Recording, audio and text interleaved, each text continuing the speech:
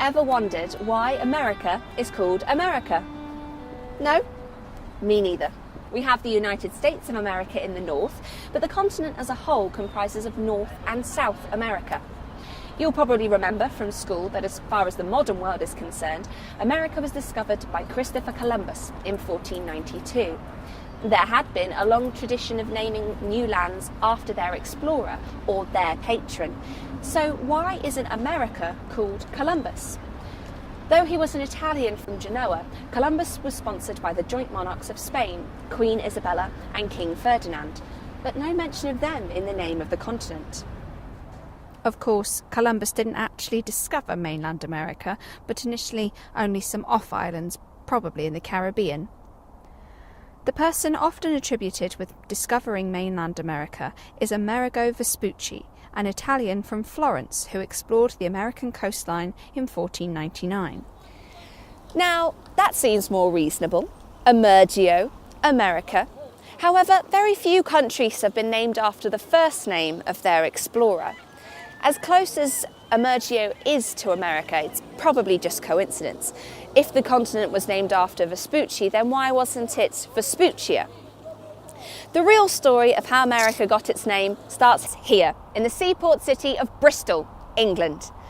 In the late Middle Ages and early Tudor times, Bristol was the second biggest city in England, a city that was westward looking, with its seafarers ranging far and wide, not just the Atlantic coast of Europe, but north to Iceland. In fact, there have been suggestions that expeditions from Bristol may have fished or even landed on mainland America before Columbus even packed his bags. Around 1496 there came to the city of Bristol an Italian called Giovanni Cabotti, known now by the anglicised form of his name, John Cabot. Cabot had obtained official permission from the English King Henry VII for a voyage of exploration westwards. In 1497, Cabot set off on the Matthew.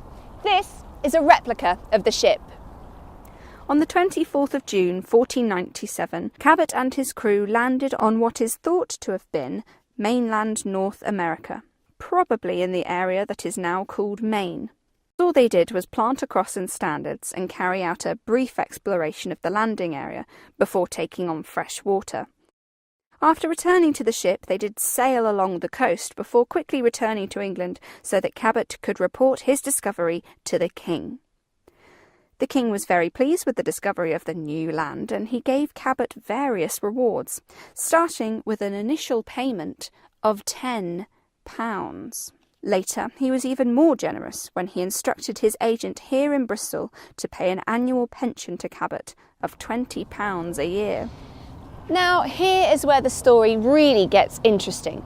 Firstly, Cabot had a tradition for naming pieces of land after people he was friendly with, and he certainly would have appreciated the pension. So did he name the new land after the king? No, because then it would have been the United States of Henry, which is a rubbish name for a country. But what about the man who actually handed over the pension here in Bristol? The king's agent, the local customs official. His name was Richard Emmerich. It seems perfectly reasonable that with Cabot's tradition for naming new lands after his friends, that he'd want to honour his new benefactor by naming this new land America, or America. This is certainly a much stronger claim than that of Emergio Vespucci. So, who was this Richard Emmerich? He was probably of Welsh extraction, his name being an anglicisation of the Welsh name Ap Merich.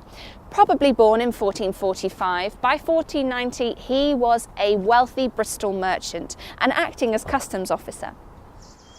What else do we know?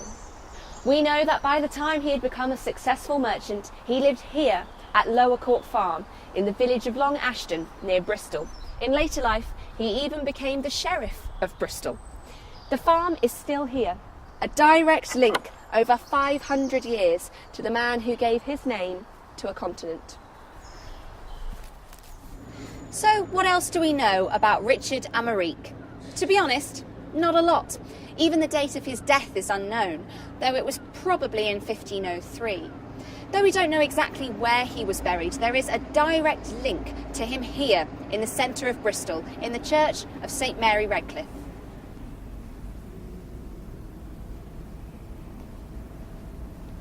This is a church that has had links with America for centuries, one of the families being associated with it being the Penns, founders of Pennsylvania.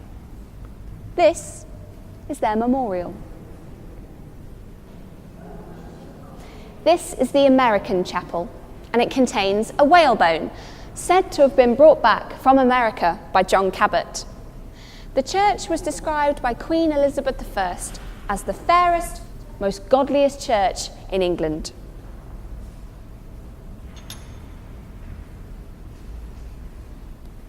St Mary Redcliffe Church has the size and proportions of a cathedral, but, as Queen Elizabeth I said, it is a simple parish church.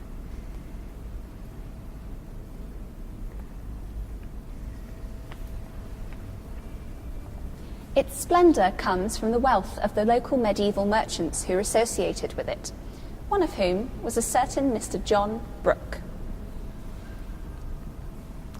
And here, under this carpet,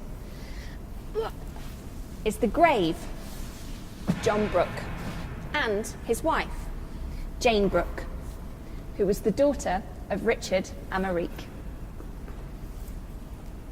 We will never know the full truth, as explorer John Cabot disappeared on his second voyage to America, and sadly, outside of his adopted city of Bristol, he is little remembered. However, he can take the credit for naming the continent, even if the glory has gone posthumously to his paymaster, Richard Emmerich, though he would never have known in his lifetime that a provincial customs collector from Bristol would become one of the most famous names in history.